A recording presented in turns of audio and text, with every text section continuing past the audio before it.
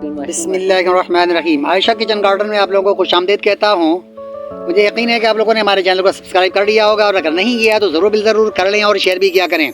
आज मैं तरबूज लगाने के हवाले से आपको मालूमात दे रहा हूँ। अमूमी तौर पे घर में और किचन गार्डन में लोग तरबूज वगैरह नहीं लगाते, सब्ज़ी तरकारियाँ लगाते हैं, मिट्टी लगाते हैं, तुरैयाँ लगाते हैं, लौकी वगैरह वगैरह वगैरह या साग सब्ज़ी, जैसा कि हमने भी यहाँ लगाया हुआ है। आप देख रहे होंगे इसमें सरसों के साग में खूबसूरत फूल हो रहे हैं। और इधर भी मैंने मोंगरा आम तरीके से, जिसको ये पंजाब में इस्तेमाल करते हैं, हमारे यहाँ तो आम तरीके से देखने को नहीं मिलते। और ये मूली और गाजर और चुकंदर, इस तरह की चीज़ें मैं यहाँ पे लगाया हूँ। ये बंद गोभी, फूल गोभी वगैरह वगैरह। आज मैं आपको दिखाने जा रहा हूँ यहाँ पे, ये बलोचिस्तान का एक माहिर तरबूजियात है जिसका नाम कमर है। और ये माशाल्लाह बलोचिस्तान में जाकर तरबूज वगैरह लगाता है और कहता है कि 15-15 किलो के एक तरबूज होते हैं। मैं थोड़ा सा इनसे इंटरव्यू लेता हूँ। हाँ कमर, आप ये बताएं कि बलोचिस्तान किस जगह आप तरबूज लगाते हैं? सर मैं तो बलूचिस्तान में दूर जाता हूँ, वहाँ तुर्बत में जाके लगाते हैं। जिला केश तुर्बत में जाता हूँ। अच्छा जी, वहाँ पे खेती बाड़ी तरबूज का करता हूँ। हाँ, तो इस साल भी मैं तकरीबन 15 एकड़ जमीन वहाँ लगा के आया हूँ। 15 एकड़ में तरबूज लगा कर आए हो? माशाल्लाह। मैंने जो बीज लगाए हैं वो मैंने पाकिस्तान से मंगवाया। वो ब्लैक पॉटर कहा जाता है, वो मैंने पाकिस्तानी बीज। ब्लैक पॉटर ये तरबूज का नाम है? Black pointer. अच्छा, ब्लैक पॉइंटर जी। और दूसरा मैंने लगाया है एरगून, वो जो है ना ईरानी बीज होता है। ईरानी नस्ल है? ईरानी नस्ल है वो। अच्छा, होता कैसा है? वो लंबा दाना होता है। लंबा दाना होता है, लकीरें होते हैं। अच्छा, जिसके ऊपर लकीरें होती हैं, वो मैंने लगाया। अभी जो मैं लगा रहा हूँ यहाँ पे लाके आपके लिए जो लाया था मैंने। हाँ, ये कौन सा दाना है? ये वो है ब्लैक पॉइंटर। अच्छा, अब तक हम लोगों ने सिर्फ लिखने वाला पॉइंटर ही सुना था। तरबूज का नाम भी ब्लैक पॉइंटर है। तो इसके ऊपर की जो उसकी जो बॉडी है ये ब्लैक है। इसका जो खाल है वो होगा काला और सब्ज। अच्छा, काला और सब्ज होगा। काला भी होता, सब्ज भी होता, या दोनों कलर एक ही में होता है? मिक्स होंगे दोनों में। अच्छा, दोनों कलर एक ही में होंगे। ये बहुत मीठा तरबूज है। बहुत मीठा होता है, दानेदार होता है। दानेदार। और जो तकरीबन इसका दाना वहाँ पे तो हमने लगाया अल्हम्दुलिल्लाह 15 किलो से 16 किलो तक। अच्छा, 15-16 किलो के एक तरबूज होते हैं। ओ माशाल्लाह। तो यहाँ भी अभी ट्राई करते हैं। अच्छा, यहाँ तो मैंने इनको बुलाया था, मैंने सुना था, इनकी बड़ी तारीफ सुनी थी। ये कई सालों से जाके वहाँ पे लगाते हैं। तो मैंने कहा यार, तरबूज पिछले साल हम लोगों ने लगाया था लेकिन उसका कोई आउटपुट हमें खास नहीं मिला। हमने सब्जी मंडी से लाकर बीज लगाया था। तो अब ये 3-4 साल पहले हम लोगों ने लगाया था, उसमें 5-7 दाने हुए थे और वो भी बहुत छोटे छोटे। तो इन्होंने जब सुना मेरे आते जाते हैं, अच्छे ताल्लुकात हैं इनसे, तो इन्होंने कहा कि तरबूज लगाने का जो तरीक़ाकार है वो मैं आपको बताऊंगा। तो उस तरीके से लगाएंगे तो इंशाअल्लाह लदीद आपका रिजल्ट हासिल होगा। तो ये पहले इन्होंने इसके अंदर आप देख रहे हैं एक खड्डा बनाया है। खड्डा बनाने के बाद इसमें इन्होंने गोबर डाल दिया। गोबर डालने के बाद ये जो बीज लगा रखे हैं बिल्कुल यूनिक अंदाज है। ये साइडों में बीज लगा रखे हैं, यानी नशेब का जो हिस्सा है उसमें लगा रहे, बिल्कुल नीचे नहीं लगा रखे हैं, ना बिल्कुल नीचे लगा रखे हैं, ना बिल्कुल ऊपर, बल्कि जो दरमियान का हिस्सा है आप देख रहे होंगे, गौर कर रहे होंगे, ये दरमियान के हिस्से में लगा रखेंगे ताकि पानी नीचे हो और पानी आहिस्ता आहिस्ता उसमें उसके जड़ में जज्ब होता रहे। अच्छा कमर, ये बताएं कि ये अव्वल था आखिर इसी अंदाज में रहेगा ये खड्डा, ना इसको बाद में जाके लेवल करना है? सर ये खड्डा ऐसे ही रहेगा। ऐसे ही रहेगा, पानी इसमें भर देना, खड्डे में यहाँ पे भर देना पानी। बहरहाल ये जो बड़े होंगे, अब मैं जैसे यहाँ लगा रहा हूँ। हाँ जी। तो ये यहीं से फूटेगा तो ये दरख्त बनेगा। अच्छा, फिर आपने ये कोशिश करना है कि इसको जब आप पानी डालेंगे तो ये पानी के अंदर ना जाए। अच्छा ठीक है, इसकी शाखें पानी में ना आए। पानी में ना आए, ठीक है। शाख निकालेगा ये तो कुछ बाहर चला जाएगा, इसका जड़ इधर होगा लेकिन इसका दाना वहाँ पे। अच्छा, यानी ये दूसरा गाला पार कर जाएगा। दाना वो अपना बाहर छोड़ेगा, लेकिन फिर यहाँ से कुछ दिन आपने संभालना है कि पानी में ना। अच्छा, इसके सरों को काटना होता है?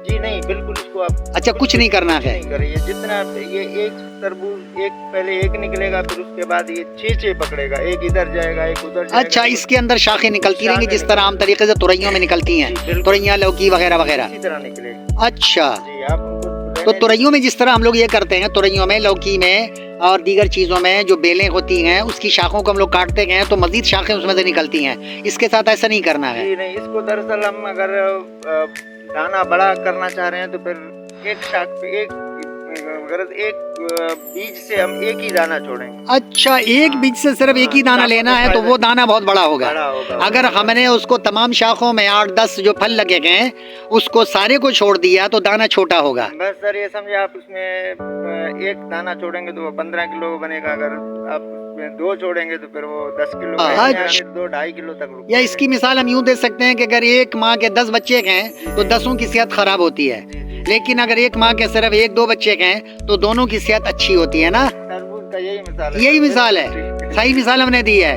तो आप ये अंदाजा लगा ले बिल्कुल कि अगर एक माँ के 10 बच्चे होते हैं तो सबकी सेहत खराब रहती है, लेकिन अगर 2 बच्चे हैं तो बहुत एहसन तरीके से उनकी परवरिश होती है, अच्छी तालीम और तरबियत होती है।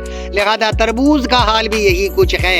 इसमें इसकी शाखों को नहीं काटते, यानी उसके ऊपर के सिरे को नहीं काटते, बल्कि जितनी शाखें निकलनी होती है खुद ही ये कुदरती तौर पे निकल रही होती हैं। और उसमें अगर आप चाहते हैं बड़ा दाना लेना तो फिर आप एक बीज में यानी एक तरबूज के पौधे और दरख्त में आपको सिर्फ एक ही दाना लेना है। बाकी दानों को क्या तोड़कर हटा दिया जाए? जी, बाकियों को हटा दिए जाए। तो जब फूल निकले या छोटे से दाने लगने लगे हैं तो दाने को तोड़ दिया जाए। छोटे से मैं नहीं निकालू, आप देखें कि तंदुरुस्त जो दाना है ना आप उसको छोड़ दें। अच्छा, उसमें जो 5-7 दाने निकले हुए हैं उसमें जो सेहतमंद दाना है उसको छोड़ दें, बाकी को सबको तोड़कर हटा दें। कोशिश ये करें कि वो जो बड़ा शाख है उसी में छोड़ दें। वो अच्छा, जो बड़ा वाला शाख होगा उसके अंदर कोशिश ये होनी चाहिए कि उसके अंदर हम तरबूज का जो दाना है उसको छोड़ दें, बाकी छोटी शाखों में जो दाने हैं उसको हटा दिया जाए, तो उसकी पूरी की पूरी तवानाई सिर्फ एक ही तरबूज में लग जाएगी। यही है ना? ये पानी ताकत ओ माशाल्लाह माशाल्लाह, ये बहुत ज़बरदस्त मालूमात है और इस मालूमात को ज़रूर आप लोग शेयर करें। हम लोग आम तरीके से करते क्या है, जिस तरह लौकी और तुरैया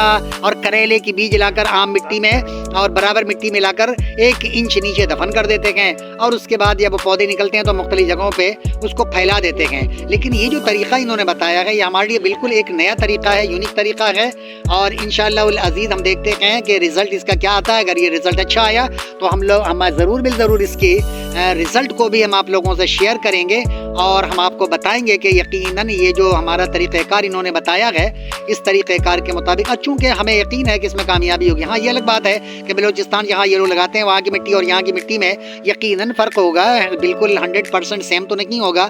तो फ़र्क की वजह से मुमकिन है कि रिज़ल्ट में थोड़ा बहुत फ़र्क आए, थोड़ा बहुत क्या है, मुमकिन है कि ज़्यादा फ़र्क आ जाए। वहाँ अगर दाने एक शाख में 10 किलो का और 12 किलो बल्कि 15 किलो 16 किलो का दाना एक होता है, तो हो सकता है कि हम एक शाख में अगर छोड़ दें तो वो 5-7 किलो का दाना हो। इस तरह का कोई फ़र्क हमें नज़र आ सकता है, लेकिन ये कुछ भी हो सकता है। अभी चूँकि ये बिल्कुल नया तजर्बा है, इस तजर्बे के हवाले से अभी कोई भी हतमी बात मैं नहीं कर सकता आप लोगों से।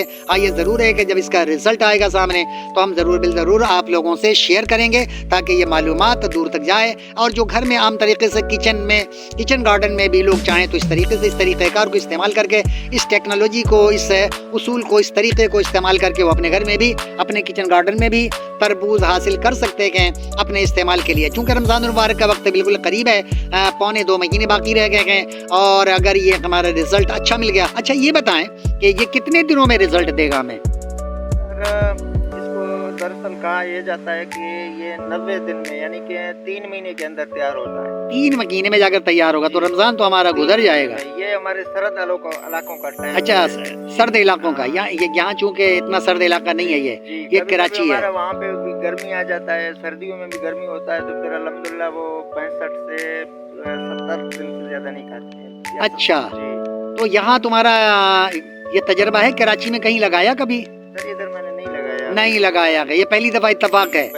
तो इम्कान है कि यहाँ 65-70 दिन में यहाँ रिजल्ट कुछ मिल जाएगा। उम्मीद यही है, चलें उम्मीद पर दुनिया कायम है। तो अल्लाह करे कि ये जाकर रमज़ान के मिड में भी या आखिरी अशरे में भी अगर हमें 2-4 दाने मिल जाएं तो हम समझेंगे कि हमारी मेहनत सवारत गई है और फिर हम आइंदा साल एक प्रॉपर तरीके से और बेहतर तरीके से ज़्यादा ज़मीनों पे इसकी काश्तकारी करके एक औरंगी टाउन में नया रिकॉर्ड कायम करेंगे। अल्लाह ताला से हमारी दुआ है कि इसकी मेहनत और हमारी मेहनत इसको अल्लाह ताला बराबर करे और ताकि ये मालूमात दूसरों को शेयर करके दूसरों को भी हम इसकी मालूमात फराहम करें। ये छोटी सी मालूमात और लेनी थी, तो ये बताएं कि यहाँ पे इसमें क्या डालना है? सर अभी मैंने आपने गोबर डाल दिया, ये तो मैं देख रहा हूँ जी, गोबर मैंने डाल दिया। हाँ। और आपसे थोड़ा सा DAP मैंने इसके अंदर। अच्छा, DAP भी थोड़ा सा डाला है, कितनी मिकदार में? आम तौर पर इसको डाला जाता है वो मुर्गी का जो कूद होता है। अच्छा, मुर्गी का बीट उसका। जी अच्छा। वो डाला जाता है। अच्छा। गरमाइश होता है। ये जो मुर्गी फार्म में जी, जो वहाँ से निकलते हैं उसको लाकर डालते हैं। उसको लाके डाल देते हैं। मुर्गी, अच्छा अच्छा, ये आप देखें, अभी ये भी एक यहाँ- नई मालूमात है। अभी यहाँ पे वो चीज था नहीं तो मैंने थोड़ा सा डीएपी उसके जगह पे मिला दिया। अच्छा, तो ये DAP। अच्छा हो जाएगा इंशाल्लाह। तो DAP और गोबर इसमें मिला के इन्होंने डाल दिया है। मिला अब दिया। कितने दिनों के बाद इसमें हमें अब- कोई खाद और डालना पड़ेगा? अब ये फूटेगा हाँ। तकरीबन इस 10 दिन तक जो है ना इसको आप कुछ भी ना दें।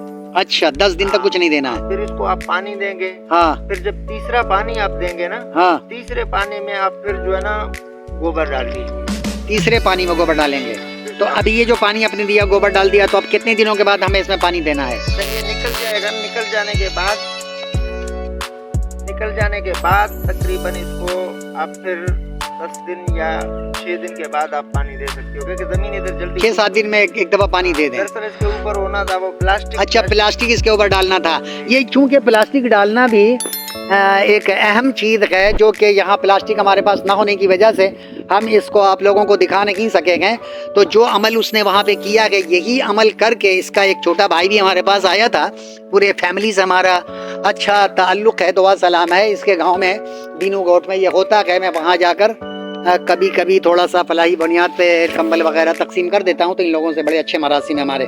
तो ये आप देख रहे हैं यहाँ पे उसी अंदाज में किया गया जिस अंदाज में वहाँ मैं आपको दिखा रहा था। यहाँ उसी अंदाज में इसका छोटा भाई आके यहाँ पे करके गया था। तकरीबन कोई 4-5 दिन हो रखा है। तो इसके ऊपर फिर इसके ऊपर प्लास्टिक डाल देते हैं, इसके ऊपर बीच में थोड़ी सी मिट्टी डाल देते हैं। तो यहाँ भी देख रहे हैं, यहाँ भी जो इसने बीज लगाए हैं ना, ये साइडों में बीज लगाए हैं, साइडों में बीज लगा। यहाँ पे जब पौधे निकल आएंगे तो ये खुद नज़र आएंगे, और फिर उसके बाद उसी जगह सुराख कर देना पड़ता है। जिस तरह ये सुराख है, इसी तरह यहाँ पे अगर बिलफर्ज यहाँ पे पौधे निकल कर आ रहे हैं तो इसी जगह सुराख ये कर दिया जाएगा, ताकि पौधा निकल कर बाहर आ जाए। और इसी तरह प्लास्टिक लगा रहेगा।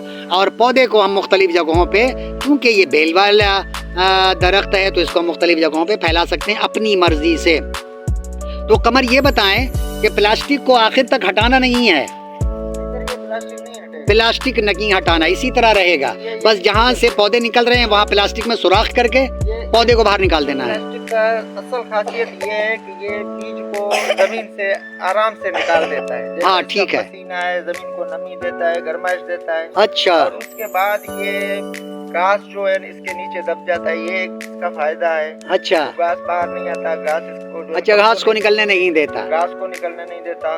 और फिर तरबूज को, जड़ों को ये गर्माइश देता है, गरमाइश देता है, ये जब तक नमी तादिर कायम रखता है। जब ये निकल जाते हैं, तरबूज आगे बढ़ने लग जाते हैं, फिर हम्म। इसका खासियत खत्म हो जाता है, फिर ये खुद खत्म हो जाता है, फिर इसको कोई खासियत नहीं रहती। अच्छा, इसको निकालने की जरूरत नहीं है, खुद ब खुद धूप में ख़त्म हो जाते हैं। तो इसका फ़ायदा ये होता है कि गर्माइश पहुंचाकर ये जल्द निकालने में मुआवनत करता है। और दूसरी बात यह है कि धूप लगने की वजह से पानी जल्द खुश्क होता है, बार बार पानी देना पड़ता है, तो इससे भी बंदा बच जाता है। तीसरी बात यह है कि ये पानी देने का अमल बड़ा अच्छा होता है कि साइडों में जो इन्होंने बीज लगा दिया है तो बीच में पानी डाल दें। ये जो नाली नुमा बना हुआ है, बीच में पानी डाल दें तो पानी जो है थोड़ा सा उसके जड़ों को, जड़ उसके पानी में डूबे नहीं होते, बल्कि इसकी नमी ऊपर तक पहुंचती रहती है, जिससे बड़े स्लो मोशन में जितनी मिकदार में उसको पानी चाहिए इतनी मिकदार में उसको पानी मिल रहा होता है। तो इससे ये फ़ायदा है। तो ये आज तरबूज के हवाले से जो मालूमात मैंने आपको दी है, हमें यकीन है कि आप लोग इस बारे में